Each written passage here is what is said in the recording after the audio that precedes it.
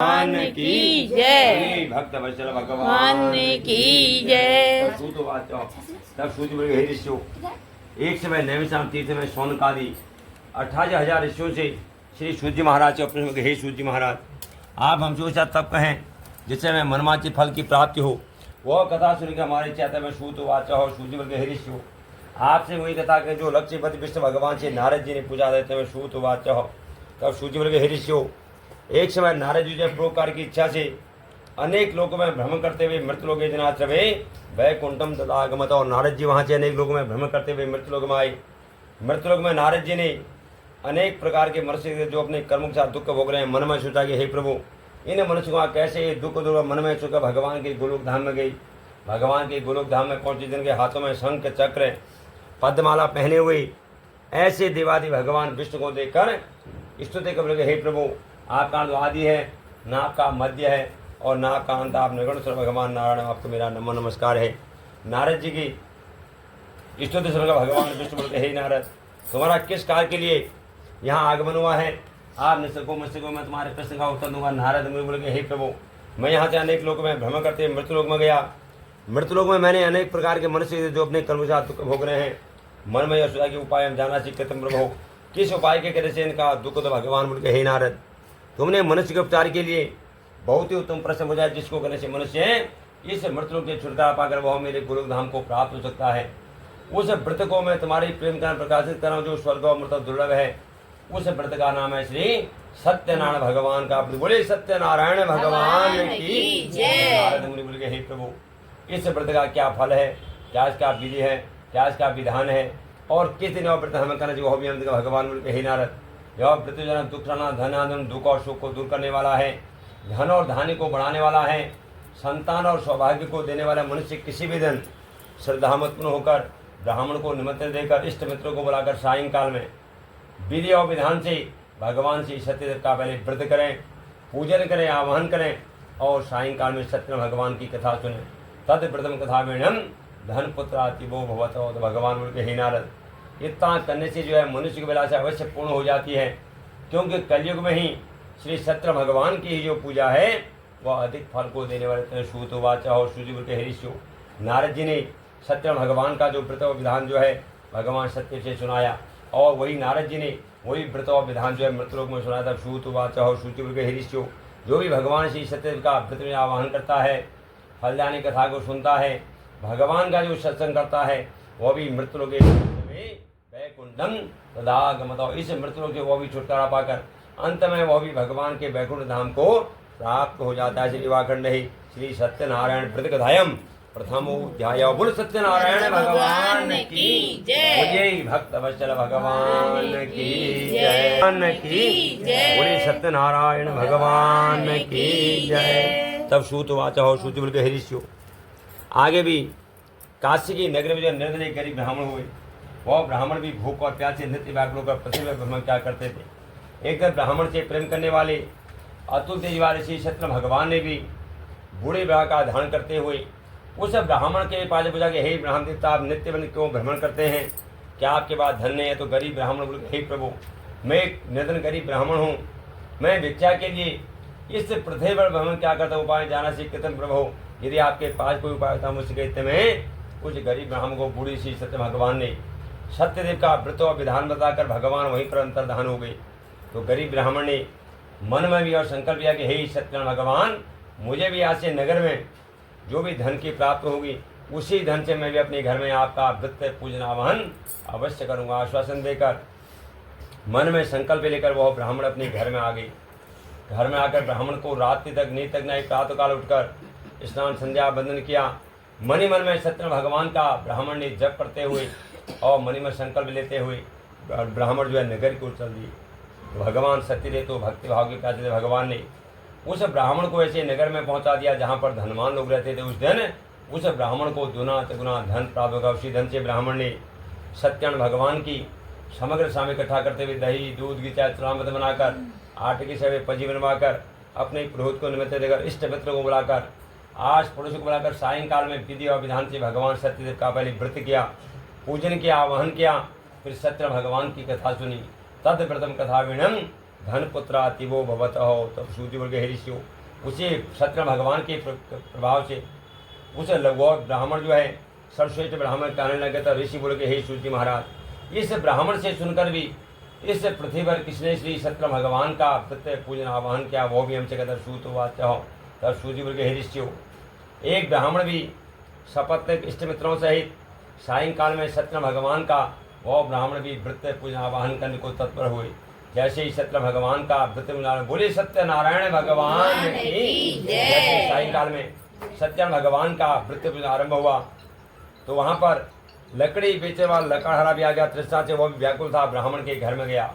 ब्राह्मण के घर में सायंकाल में इष्ट मित्रों से ब्राह्मण सहित सत्यनारायण भगवान का वृत्य पूजन आवाहन करते देखकर उस लकड़हारे ने कहा कि हे ब्राह्मण देवता, आपके घर में किस भगवान का वृत्य पूजन आवाहन हो रहा है, इसके करने से क्या फल मिलता है, क्या इसका विधि और विधान मुझसे बेचते में। वो ब्राह्मण बोल के हे लकड़हारे, मैं अपने इष्ट मित्रों से ब्राह्मण सहित इस सायंकाल में अतुल तेज वाले श्री सत्यनारायण भगवान का मैं वृत्य पूजन आवाहन कर रहा हूँ। आपको जो भी यहाँ दिखा दे रहा है सत्यनारायण भगवान की कृपा से है। उसने बैठकर कथा सुनी, प्रणाम प्रसाद लिया और लकड़हारे भी मन में संकल्प लिया कि हे सत्यनारायण भगवान, मुझे भी और लकड़ी भी जो धन की प्राप्त होगी, इसी धन से मैं भी अपने घर में आपका वृत्य पूजन आवाहन अवश्य करूँगा। आश्वासन देकर लकड़ी का वो सिर में रखकर वो लकड़हारा भी नगर को चल दिया। भगवान सत्यदेव भक्ति भाव के प्यासे भगवान ने उस लकड़हारे को ऐसे नगर में पहुंचा दिया जहाँ पर धनवान लोग रहते थे। उस दिन उस लकड़हारे को भी उस लकड़ियों का दुना चगुना धन प्राप्त होगा। उसी धन से उसने भी सत्यनारायण भगवान की समग्र सामग्री इकट्ठा करते हुए दही दूध की चरणामृत बनाकर आटे से पजी बनवाकर अपने पुरोहित को निमंत्रण देकर उस लकड़हारे ने भी सत्यनारायण भगवान का सायंकाल में विधि विधान से व्रत किया, पूजन किया, आह्वान किया और सायंकाल में सत्यनारायण भगवान की कथा सुनी। तद व्रतम कथा वीणम धन पुत्रातिवो भवत। उसी कथा के प्रभाव से वो लकड़हारा भी धन पुत्र युक्त होकर मासी मासी व्रत महीने महीने में वो लकड़हारा भी अपने घर में वृत्य पूजन आवाहन करने लगे। सूतवाच हो। तब सूति बोल के हे ऋषियों, जो भी भगवान का वृत्य आवाहन करता है, फलदायिनी कथा को सुनता है या भगवान का जो सत्संग करता है, वो भी सत्यनारायण भगवान के ही प्रसाद से मृत लोगे जनाश्रमे वैकुंठम तदागमतो रेवाखंडे श्री सत्यनारायण व्रत कथायम द्वितीयोऽध्याय। बोल सत्यनारायण भगवान की जय। भक्त वाच हो। सूची बोल के हे ऋषियों, आगे बोलका मुखो राजो प्रजा पालन तत्पर हो। बोलका मुख नाम के राजा हुई, वह राजा भी सत्यता जितेंद्री सत्य बोलने वाले देव में जाकर ब्राह्मण संतों को भी संतुष्ट करने वाले राजा ने भी भद्रशिरा नदी किनारे पर अतुल तेज वाले श्री सत्यनारायण भगवान का व्रत पूजन आवाहन करना प्रारंभ किया। जैसे ही सत्यनारायण भगवान का व्रत बोले सत्यनारायण भगवान की जय। जैसे ही सत्यनारायण भगवान का व्रत पूजन आरंभ हुआ, बहुत से धन को लेकर साधु नामक वैश्य आ गई। वह वैश्य भी अपनी नाव को नदी के ठहराकर उस राजा के से बोले, हे राजन, आप इष्ट मित्रों से ब्राह्मण सहित इस भद्रशिरा नदी किनारे पर किस भगवान का व्रत पूजन आवाहन कर रहे हैं, इसके करने से क्या फल मिलता है, क्या इसका व्रत और विधाना मुझसे गीत में। वो राजा बोला कि हे साधु वैश्य, मैं अपने इष्ट मित्रों सहित ब्राह्मण सहित इस भद्रशिरा नदी किनारे पर अतुल तेज वाले श्री सत्यनारायण भगवान का मैं व्रत पूजन आवाहन कर रहा हूँ। आपको जो भी यहाँ दिखाया जाए सत्यनारायण भगवान की कृपा से है। उससे भी बैठकर कथा सुनी, प्रणाम प्रसाद लिया और मनी मन में सत्यनारायण भगवान से संकल्प लिया कि हे सत्यनारायण भगवान, मेरे घर में कोई संतान नहीं है, यदि मेरे घर में कोई संतान की जब प्राप्त होगी तो मैं भी अपने घर में आपका व्रत पूजन आवाहन अवश्य करूँगा। आश्वासन देकर मन में संकल्प लेकर वह वैश्य अपने नगर की ओर चल दिया। अपने घर में जाकर अपनी पत्नी लीलावती को श्री सत्यनारायण भगवान का उस वैश्य ने व्रत और विधान बतलाया। कहा कि मैं राजा को अभिष्ट सिद्ध देने वाले अतुल तेज वाले श्री सत्यनारायण भगवान का भद्रशिला नदी किनारे पर राजा को व्रत पूजन आवाहन करते देखा। वहाँ बैठकर मैंने कथा सुनी, प्रणाम प्रसाद लिया और मनी मन में और संकल्प लिया कि मेरे घर में कोई संतान की जब प्राप्त होगी तो मैं भी अपने घर में आपका व्रत पूजन आवाहन अवश्य कर दूंगा। तो भगवान सत्यदेव तो भक्ति भाव के प्यासे थे। कुछ दिनों पश्चात उस वैश्य के घर में एक सुंदर कन्या का जन्म हो गया। कन्या का जन्म होते ही ब्राह्मण को बुलाया, ब्राह्मण उसका नामकरण संस्कार किया। उस कन्या का नाम कलावती रख दिया। तो वह कन्या भी ऐसे जैसे शुक्ल पक्ष की चंद्रमा बढ़ती है। तो लीलावती ने बोले कि आपने जो संकल्प लिया था कि मेरे घर में कोई संतान की प्राप्त होगी, आपके घर में एक सुंदर कन्या का जन्म हो गया है, तब आप अतुल तेज वाले श्री सत्यनारायण भगवान का व्रत पूजन आवाहन क्यों नहीं करते। वो वैश्य बोला कि इस कन्या के मैं विवाह के पश्चात सत्यनारायण भगवान का मैं व्रत पूजन आवाहन अवश्य कर दूंगा। आश्वासन देकर वैश्य वहाँ से नगर व्यापार करने के लिए नगर को चल दिया और कन्या कलावती जो है पितृगृह में बढ़ने लगी। जब कुछ दिनों पश्चात वैश्य पुनः नगर को वापस आया तो कन्या कलावती वहाँ बैठकर और वहाँ पितृगृह में बढ़ने लग गई और वैश्य जो है नगर को व्यापार करने के लिए चला गया। जब विवाह के पश्चात भी सत्यन भगवान का प्रयोग नहीं हुआ, कुछ दिनों पश्चात जब वैश्य पुनः नगर को वापस आया तो कन्या कलावती जो है कलावती का उसने विवाह स्वीकार किया और सोचा कि यह कन्या मेरी विवाह की योग्य। दूतों से कहा कि आप मेरी कन्या कलावती ऐसी बर के आप खोज करें। दूत वहाँ से उस वैश्य की आज्ञा पाकर चलते चलते कांचनपुर नगर में पहुंच गए। जहाँ सुंदर वैश्य पुत्र को देखा, सुंदर गुणवान देखकर उस कन्या कलावती का उसने विवाह श्रृंगार किया। लेकिन विवाह के पश्चात भी सत्यन भगवान का व्रत पूजन आवाहन करना वैश्य भूल गया। अपने दामाद को लेकर चंद्रगिरि राजा के नगर में व्यापार करने के लिए चला गया। जब विवाह के पश्चात भी सत्यन भगवान का संकल्प पूर्ण नहीं हुआ और राजा चंद्रगिरि राजा राज्य में जैसे प्रवेश किया तो सत्यन भगवान की माया के कारण उस राजा के महल में जितना धन आभूषण वस्त्र वह था वो चोरों ने चुरा लिया और वहीं पर छोड़ दिया जहाँ पर दोनों वैश्य बैठे हुए थे। राजा के सिपाहियों ने अपने राजा चंद्र के धन को जब देखा तो दोनों वैश्यों को बंधन में बंद कर दिया और कहा कि जितना धनाभूषण था वस्त्र वह था ग्रहण करते हुए राजा के समय को, हे राजन, आपके महल में जो रात्रि में चोरी कर चोर पकड़ कर आए हैं, कारागार में विचारता उनको कठोर कारागार में बंद कर दीजिए। सत्यन भगवान की माया के कारण उनका कहना किसी ने जितना धनाभूषण था वस्त्र वह था राजा ने ग्रहण कर लिया और घर पर भी जितना धनाभूषण वस्त्र वह था वो भी चोरों ने चुरा लिया। आदिवादी अन्य की जनता में कन्या कलावती और लीलावती भी घर घर में भ्रमण करने लग गई। एक दिन कन्या कलावती वहाँ से चलते चलते एक ब्राह्मण के घर में पहुँच गई जहाँ सायंकाल में इष्ट मित्रों से ही ब्राह्मण सहित सत्यन भगवान का व्रत पूजन आवाहन हो रहा था। कन्या कलावती ने भी वहाँ बैठी, उसने कथा सुनी, प्रणाम प्रसाद लिया और मनी मन में सत्यन भगवान से और संकल्प किया कि हे सत्यन भगवान, मेरे पति और पिताजी जो है शीघ्र घर आ जाएं, हम दोनों के पास को क्षमा करना। रात्रि में प्रणाम प्रसाद को लेकर रात्रि में कन्या घर आई। तब लीलावती बोले कि हे कन्या, आप तक कहाँ गई? कन्या ने कहा कि ब्राह्मण के घर में मैंने सायंकाल में इष्ट मित्रों से ही ब्राह्मण सहित सत्यन भगवान का व्रत पूजन आवाहन करते देखा। वहाँ बैठकर मैंने कथा सुनी, प्रणाम प्रसाद लिया। कन्या के मुख से ऐसे अतुल तेज वाले श्री सत्य भगवान का नाम लेते ही पतिव्रता लीलावती भी उसी समय भक्त वचन भगवान से प्रार्थना करके हे सत्यन भगवान, मेरे पति और दामाद जो है शीघ्र घर आ जाए, हम दोनों के पास को क्षमा करना। रात्रि में सत्यन भगवान में प्रसन्न हो गए। बोले सत्यनारायण भगवान की जय। भगवान ने रात्रि में उस राजा को स्वप्न में कहा कि हे राजन, तूने अपने कठोर कारा जो वैश्य मंत्र के चोर ने मेरे भक्त हैं, इनका तुमने जितना भी धन आभूषण वस्त्र वैभव गण कैसे प्रातः काल में दे देना, नहीं तुम्हें तेरा धन राज्य वैभव गणूंगा। राजा ने प्रभात होते ही रात्रि का सपना सभा में सुनाया, मंत्रियों से कहा कि आप दोनों वैश्य को बंधन से मुक्त करें।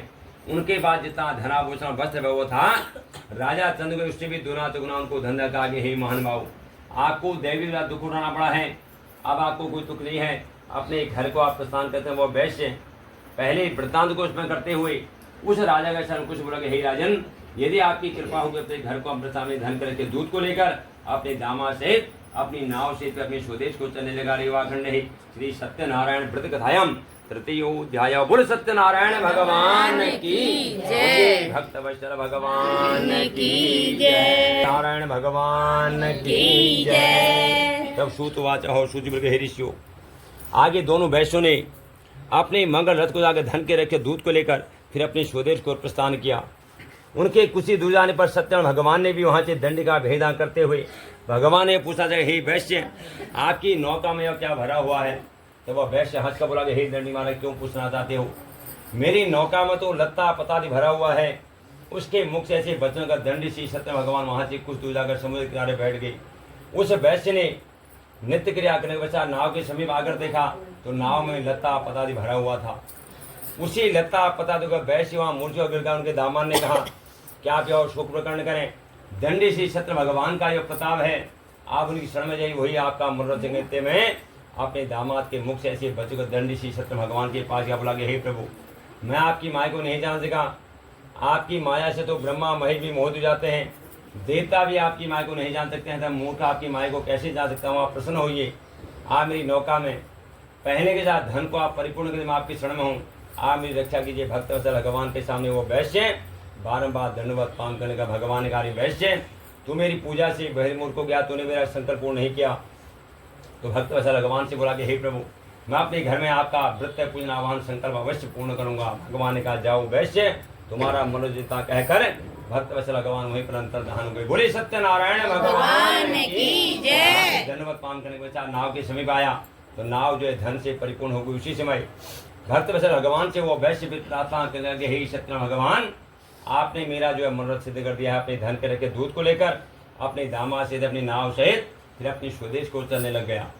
और वहाँ से चलते चलते जैसे ही अपने नगर के कुछ ही निकट पहुंचे, बता पतिव्रता लीलावती और कन्या कलावती भी सायंकाल में इष्ट मित्रों सहित ब्राह्मण सहित सत्यनारायण भगवान का व्रत पूजन आवाहन कर रही थी। तो लीलावती ने कहा, जब वहाँ से धन के रखे तुमने कहा कि वैश्य भूल से धन को लेकर अपने दामाद सहित अपनी नाव सहित आपके नगर के कुछ ही निकट आए हुए हैं। तो पतिव्रता लीलावती बोल के, हे कन्या, मैं अपने पति के यहाँ दर्शन किया तो भगवान का तू भी चरणामृत प्रसाद लेकर तू भी अपने पति के यहाँ दर्शन किया जाना। कन्या कलावती भी बिना चरणामृत बिना प्रसाद भी ही वह भी अपने पति के यहाँ दर्शन के प्रसाद का भेजना में। उसी समय वैश्य भी वहाँ रुदन करने लगा तो कन्या कलावती सत्य होने का निश्चय करने लगे। तो वैश्य ने फिर वह प्रार्थना करके, हे सत्यनारायण भगवान, मेरे कुटुंब से मेरे परिवार से यदि कोई गलती है उसको आप क्षमा करें। दीना नाम परिपालको भक्त वत्सल भगवान ने फिर आकाशवाणी करी, कहा करी, वैश्य तेरी कन्या जो कलावती है ना, जो मेरे चरणामृत प्रसाद को छोड़कर अपने पति के यहाँ दर्शन के यहाँ घर जाकर भोग लगाएगी, चरणामृत प्रसाद लेगी और दंडवत पान कर नदी के यहाँ समीप आएगी तो उसका पति यहाँ वैसे मिल जाएगा। कहते में कन्या कलावती ने भक्त वत्सल भगवान की आकाशवाणी सुन घर में गई।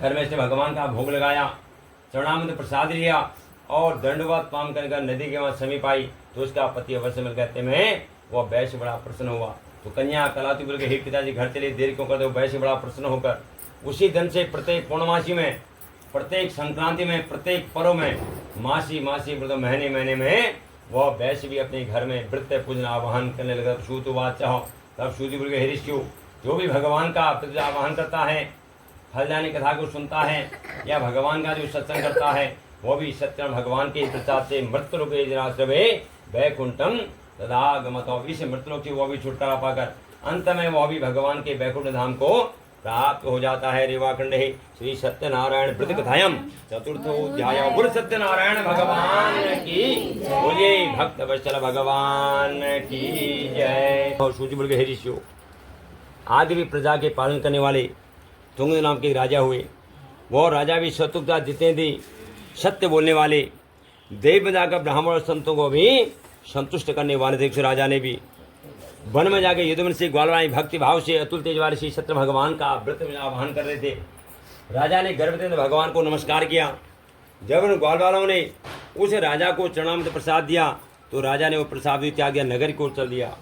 तो कुछ दिनों पश्चात उस राजा के नगर में जो प्रजा दुखी होने लगी तो राजा ने अंतःकरण सोचा कि मेरा सब कुछ और सत्य भगवान ने ग्रहण किया हुआ। पुनः राजा उसी बरगद के भी जाकर उन्हीं यूनिवर्सिटी ग्वाल वालों को लेकर सत्य भगवान का राजा ने बड़ी श्रद्धा से व्रत किया, पूजन किया, आवाहन किया और सायंकाल में सत्य भगवान की कथा हुई। तद व्रतम कथा वेणम धन पुत्रा वो भवता। उसी कथा के प्रभाव से वो राजा जैसे पहले था धन पुत्र युक्त होकर मासी व्रत महीने महीने में वो राजा भी अपने घर में व्रत अब सूची बोल के, ऋषियों, जो भी भगवान का बिना आह्वान करता है, फलदानी कथा को जो सुनता है या भगवान का जो सत्संग करता है या भगवान का जो सत्य धन का जो पालन करता है, यदि वह निर्धन है तो धन को पाता है, बंधन वाला बंधन से छूट जाता है और संतानहीन को संतान की प्राप्त होती है और डरा हुआ मनुष्य भय से मुक्त हो जाता है।